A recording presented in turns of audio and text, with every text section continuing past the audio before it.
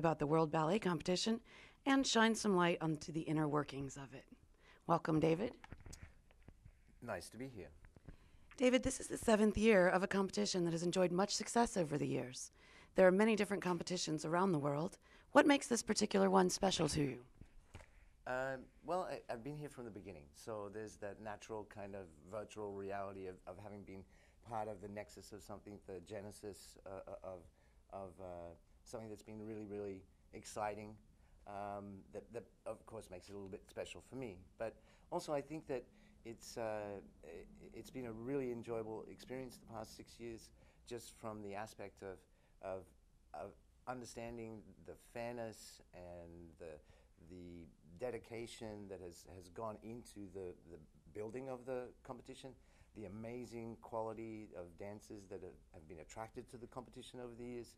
To have seen the growth in some individuals that have competed several times. Of course, it is a blind competition to us. We don't know people's names and so on and so forth. But here and there, you returning competitors, you recognize, and to see that growth in the individuals is wonderful, and also to see the growth in a sense at large, that I feel there has been some kind of reciprocity between the competition and the schools. I think it's a wonderful opportunity for us at the top of the field to kind of work with those that are preparing people at the entry level of the field. In other words, pre-ballet and introductory levels. So one of the things that have been really enjoyable is that although we begin the competition completely blind to the individual competitors,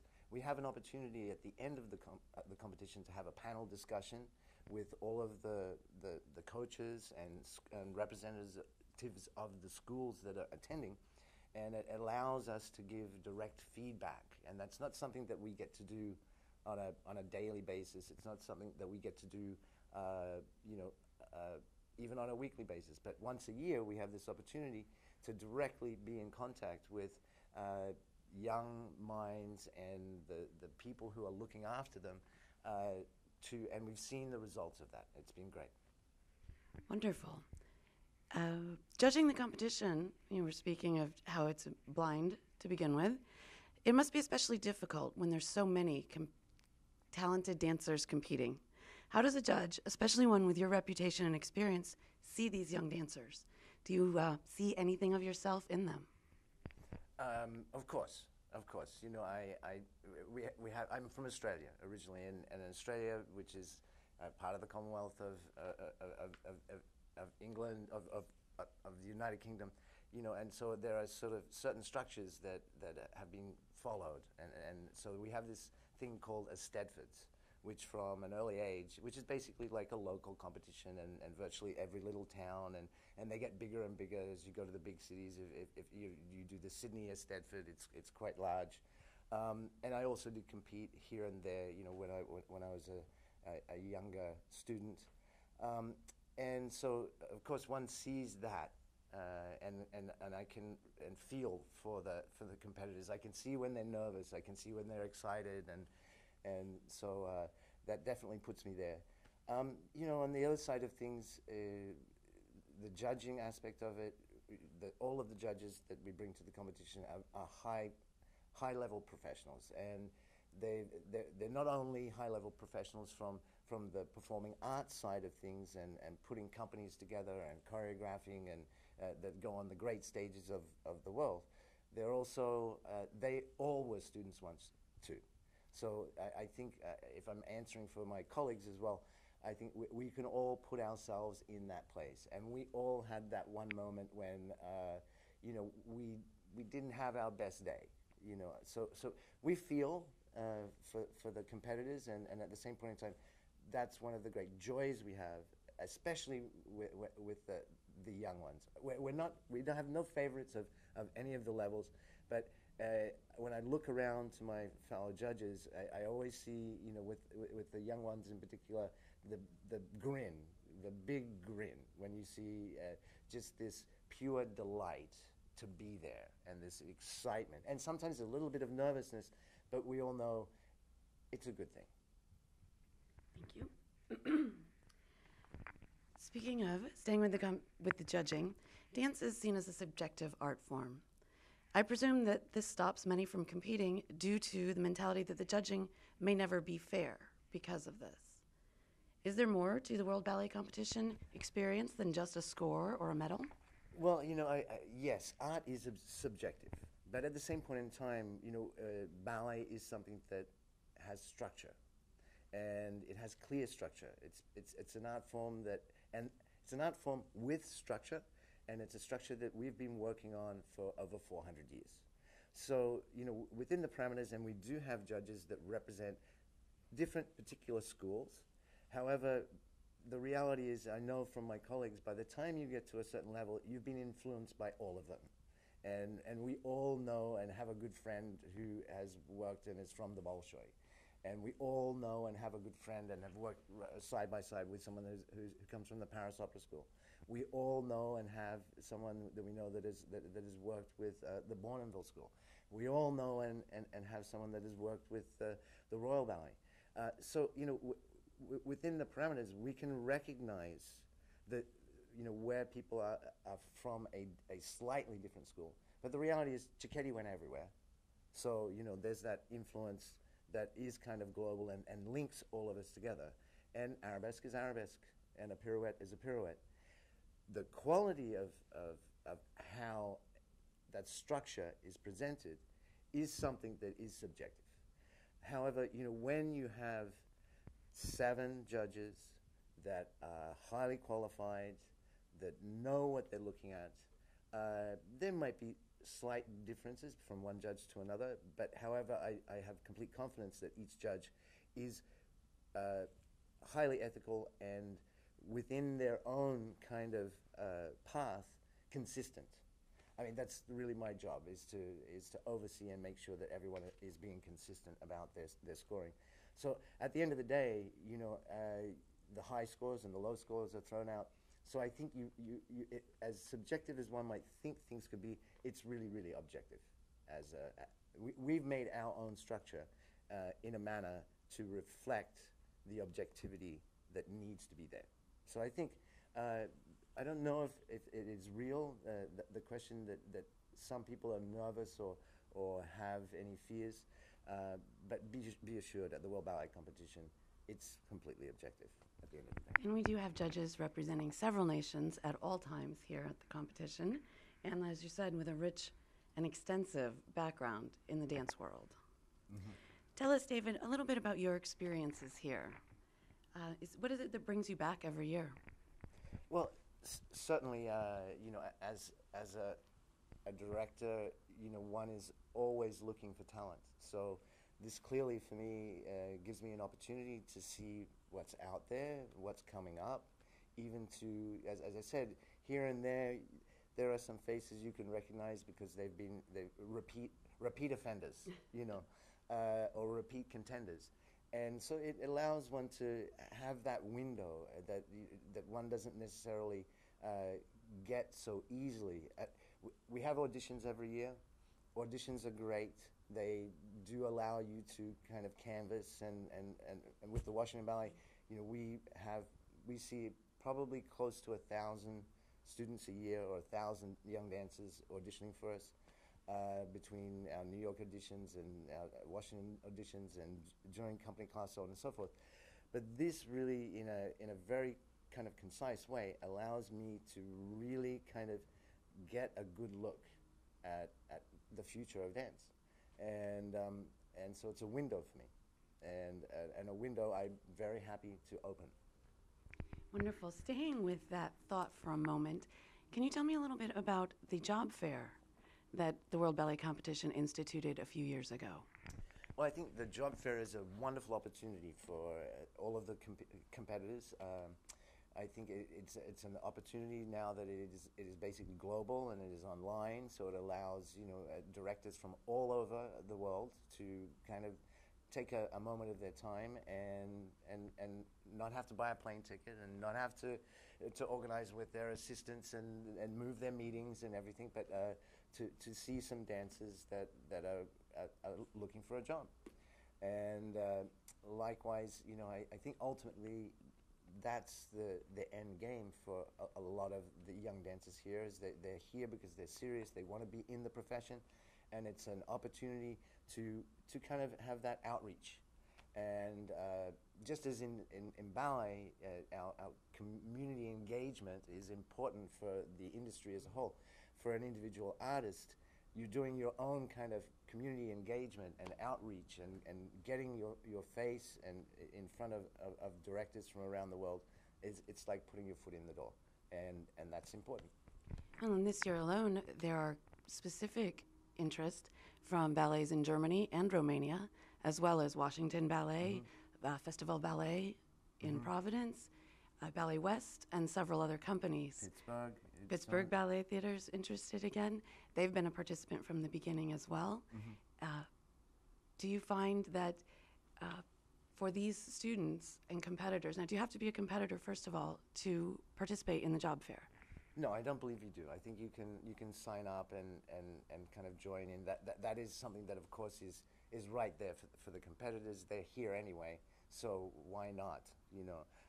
But also I believe it's open to outside dancers in the area or if they want to travel to be part of it. So yes. It's been a very successful operation with that.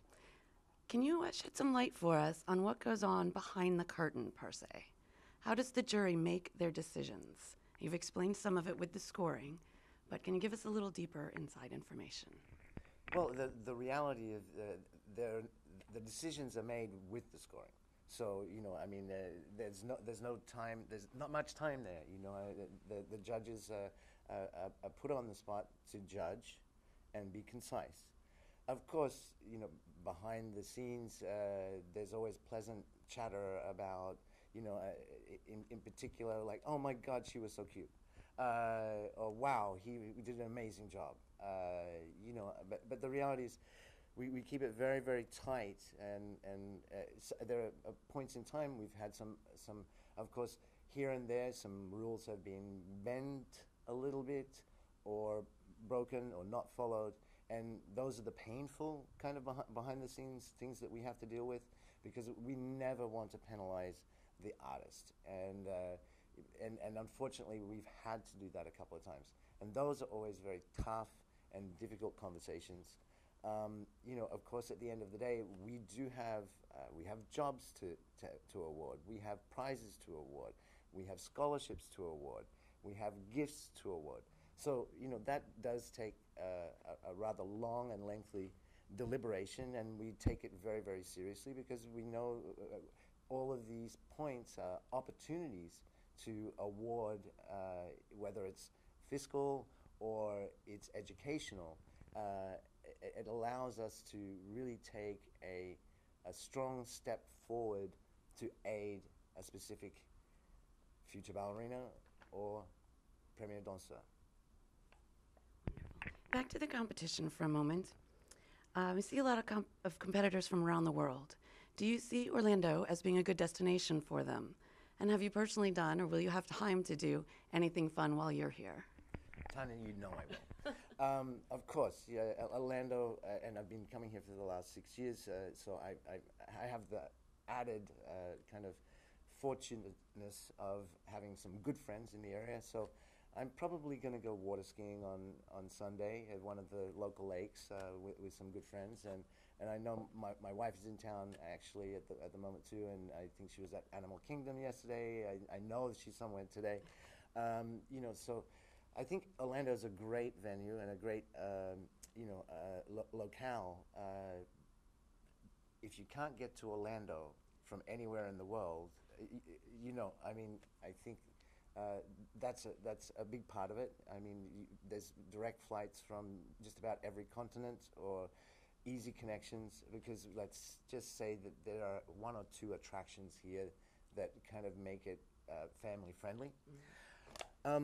Also, I just believe the relationship we have with the Sheraton and the Bob Carr, it just makes things so easy.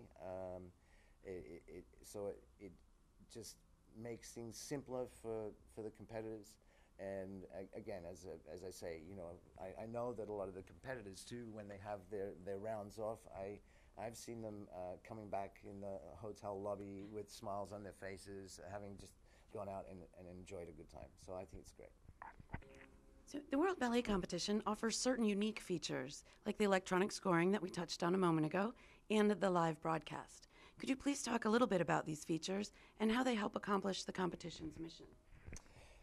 Yes, the electronic scoring is, I believe, a great benefit to us. It really allows us to do things paperless, and that means that there isn't someone that has to run around and collect all the sheets of paper and then do the tabulations. The tabulations are done automatically and instantly, which I think, from what we talked about before, is an important part of the objectivity of the competition. On the other point, the live broadcast, I mean, it's great to have bells and whistles and new toys. And the live broadcast, I think, really, I mean, while the competitor may be able to come from Singapore, unfortunately, maybe mom and dad can't. Maybe their peers cannot. But I think the live broadcast really creates an avenue of accessibility that allows family and friends and fans to be right here with us. And I think that's wonderful. Absolutely. It's been said by many that the competition is gaining reputation and strength. Can you give me some ideas on what you believe is contributing to that success? Well, of course, word of mouth is very important in the ballet world. And, after 6 years, we've had many gold medalists and who are now dancing as soloists and principals in some of the leading companies of the world. And I know that they've all had a good time since they've gone home with their medals and prizes. And we've also put a lot of young students out there into summer intensives, into scholarship programs. We've married, in a sense, some students that really needed some help to a situation and a circumstance that has really helped them. So I have a really strong feeling that the goodwill created by the competition really breeds upon itself, along with the substantial marketing efforts and that the team here at WBC puts out there. So it's kind of a rolling stone gathers moss, and I feel that the stone is rolling. So I only look forward to, in the future, stronger, bigger, and more exciting competitions. Well, we all know, especially at the upper echelons, the ballet world is actually very small. And given, again, the rich variety and extensive experience of our judges, I don't think that it's an exaggeration to say that there isn't a ballet master or an artistic director, probably anywhere in the world, that you couldn't reach in 2 phone calls or less. Mm-hmm. How do you see this as adding value for the competitors? Well, I think it becomes more and more as the competition becomes a part of the mainstream of our field. And as some of us who have really benefited personally, or our institutions have benefited by, there are some dancers that are dancing in our companies now. I think it just elevates and pushes the point a little bit more to our colleagues and peers that this is an event that you really have to take notice of. David, you did mention competing in your youth as well, and then you, of course, had a very wonderful long career in the ballet world, and now you are at Washington Ballet. Can you share a funny story from your career with us? Wow. A career is life, and and it's live performance too. So there's more than one. But I guess something that comes to mind, someone I cared about very much was Robert Joffrey, and I was fortunate to have worked with him prior to his passing. And he was a wonderful gentleman, incredibly focused and incredibly dedicated to the art form. And so, much to my chagrin, on tour actually at the Kennedy Center many years ago, when I was in my 20s, as we were a touring company at that time, one of our carpenters, whenever we had a big enough space, would set up a half pipe on the side of stage or backstage. And I remember being fully decked out in my Afternoon of the Fawn costume, with my little gold slippers and my full makeup and everything. And I was doing a hand plant on the half pipe as Robert Joffrey walked by, and he was like, "David!" And I was a little bit like, "Whoops." But it took me a while to live that one down. I would imagine so. David Palmer, you've been the head of the jury for many years now, and we thank you very much from the World Ballet Competition. Thank you. It's been my privilege and something I've been very proud to do. Thank you.